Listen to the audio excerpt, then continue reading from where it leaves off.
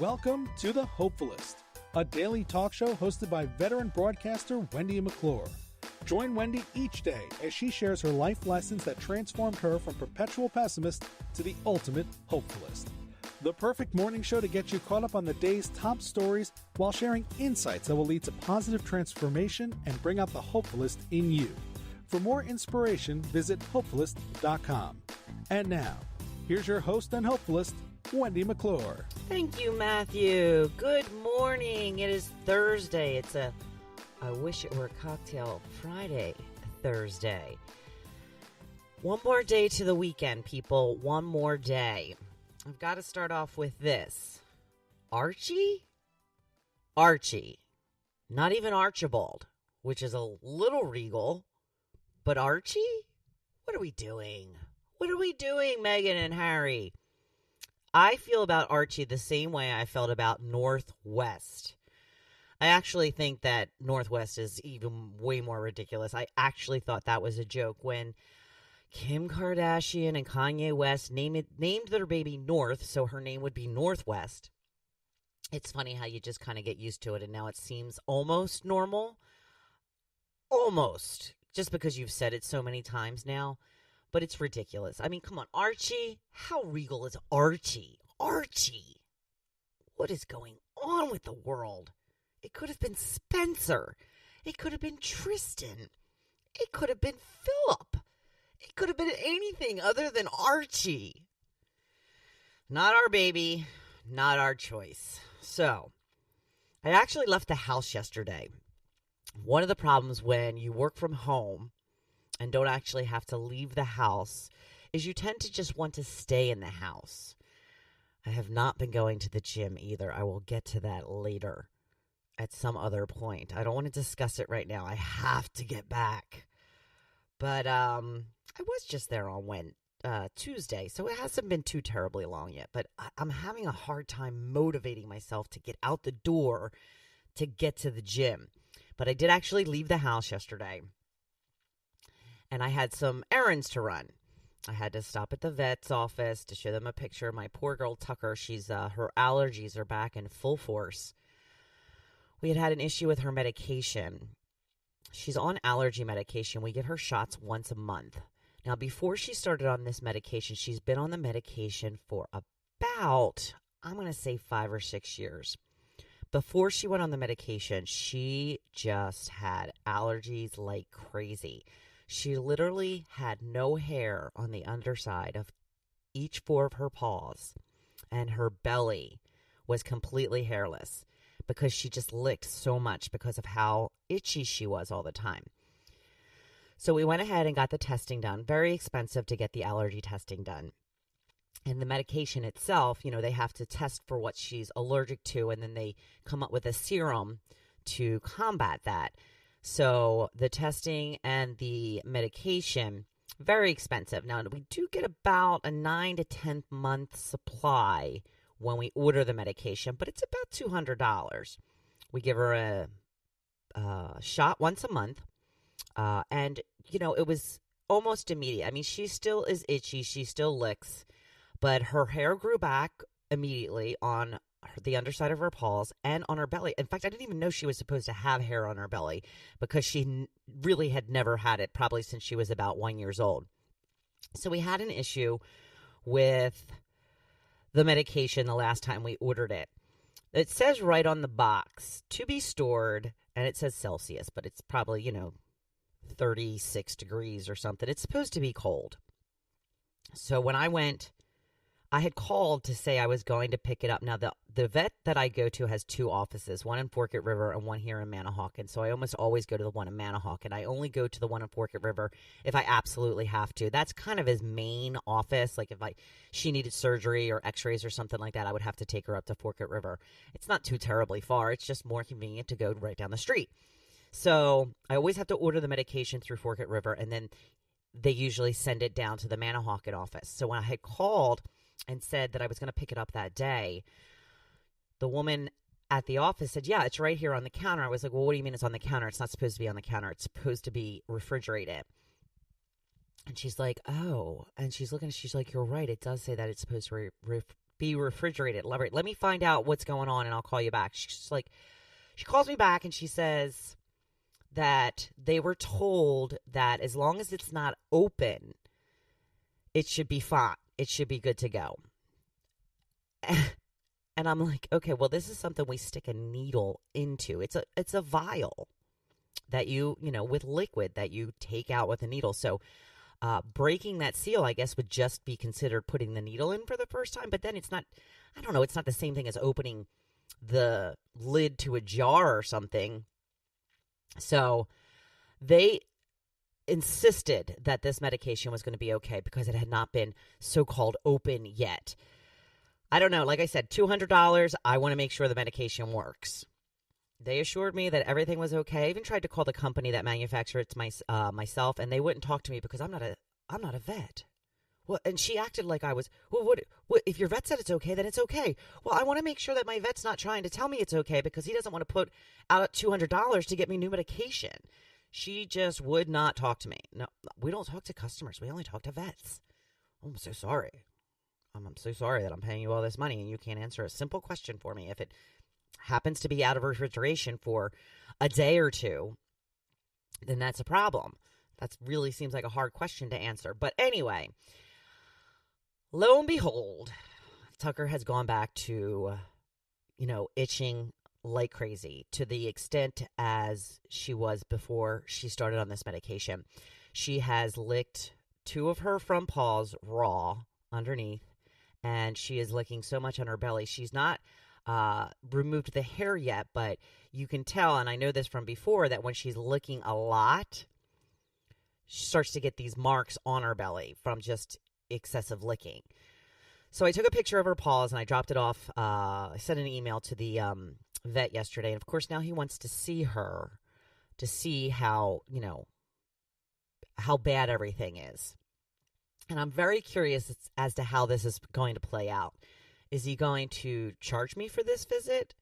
Is he going to offer to get new medication? Is he going to say that it could be that she needs to have her medication adjusted because it's been so long? Seems kind of suspicious to me that she was fine up until 2 months ago when we started giving her the new medication.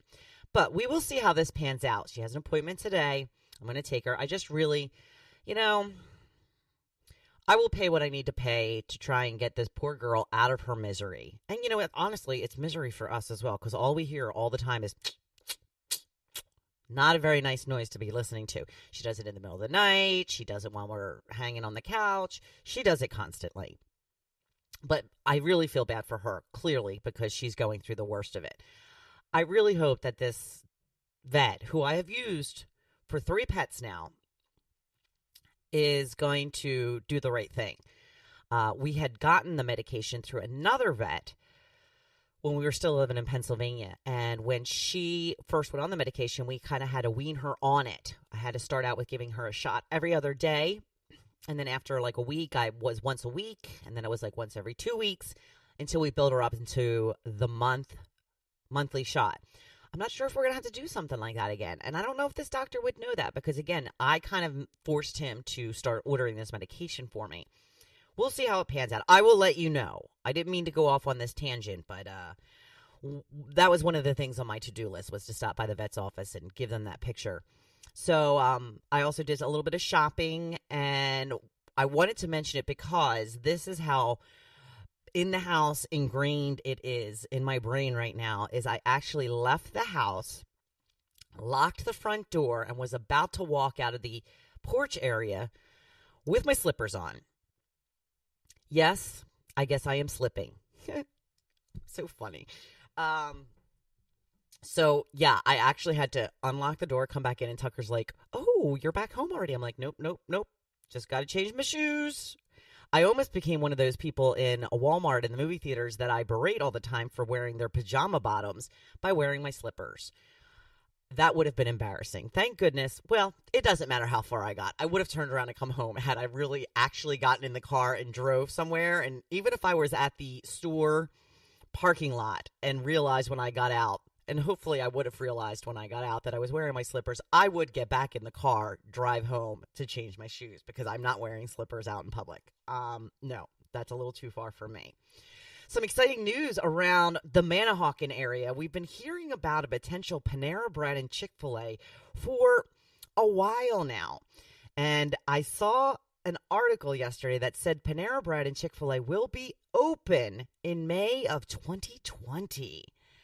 I'm very excited about Panera Bread. I am not a Chick-fil-A fan. My sister and her kids love Chick-fil-A. They're like, how can you not like Chick-fil-A? I don't know. I'm not a big chicken fan. When I go out to fast food or whatever, I want a burger. I want a quarter pounder with cheese. That's what I want. So I don't hit Chick-fil-A very often. Panera Bread is another story. I love Panera Bread. And I don't know if it's going to be good news or bad news that it is right down the street from me. I love their cream of broccoli soup. Have you ever had it? It is to die for. The other thing I always get at Panera Bread, whether I'm having lunch and I take it home with me or I'm just going and have a cup of coffee with this particular item, it is in their pastry section. It's the orange scone. It's just a plain scone, and it's got orange flavored icing all over it. It is so good. It's a little bit dry, but that's where the icing comes in and, sweetens it up a little bit. And it's great to go with coffee. It's funny. I used to meet friends of mine. My friend Marcy and I used to get together at Panera Bread for lunch occasionally when I was still living in PA. She lived in the same neighborhood as me, and we would meet up at Panera Bread, and we would have these marathon lunches. It would turn into like a 3-hour lunch. And I miss Marcy, and I think Marcy listens, so I miss you, Marcy. You're going to have to come and have a visit here at the Jersey Shore. Be our guest, and we'll have one of our marathon lunches that'll turn into dinner, into an overnight, and it'll be a lot of fun. But Panera Bread always reminds me of a place that I go to meet people. I'll meet people there, have a coffee, have an orange scone. It's a wonderful experience, and I am looking forward to having that as a new meeting place. Typically, we go to a place around here called How You Brewin'. How You Brewin'. So Joe and I always joke about, we turn it into the Joey form from Friends. How You Brewin'. And they have some very good selections there. And they're expanding as well. So I do like that place, and that's on the island. And I like to go to the island any opportunity that I get because I just love driving over that bridge. Love driving over that bridge, being surrounded by water, knowing I'm going to be on the barrier island in a mere minute. So that is some pretty cool news for us around here. When we get new things around here, it is insane. I remember when I first moved here the first time back in like 2002, I think it was. I had moved from a pretty big area. I lived in Philadelphia at the time. I had grown up in the Philadelphia suburbs. We had everything at our fingertips. It would only take like a 10-minute drive in any direction to get to basically anything that we wanted. When I moved down here, it's kind of a small town, and there's not a lot to store-wise, especially back then. Like back then, we didn't even have Target or Kohl's or Bed Bath & Beyond. And, now we have those things. But back then, we didn't. Really, the only thing around here was ShopRite. I think there was a Lowe's. And I think there was, Walmart. I know there was a Walmart. So those were it. If you wanted something else, you usually had to go north or south. And you would usually find a little bit more up north. Like you hit the Toms River area and you were going to find a whole lot of stuff that you couldn't find down here. But that was about a half-hour ride. So it's kind of a big ride to go to, say, get fast food or what have you. When I first moved down here, they opened up a Wendy's. You would have thought that they had never even seen a Wendy's. The line wrapped around the building out onto Route 72. I mean, people went nuts over this Wendy's. It was insane to me. I mean, I used to just look at that and go, you people are crazy. I would never wait in that line. And then Kentucky Fried Chicken opened, and it was the same thing. And then we got an Olive Garden, and oh my goodness, it was like people went berserk. They're like, Olive Garden, unlimited salad and breadsticks. Here I come. Whatever floats your boat, people. I don't know. I grew up around all of this stuff, so it just wasn't that exciting to me. I think I've been to the Olive Garden here one time. I'm not a huge Olive Garden fan. If I'm going to go out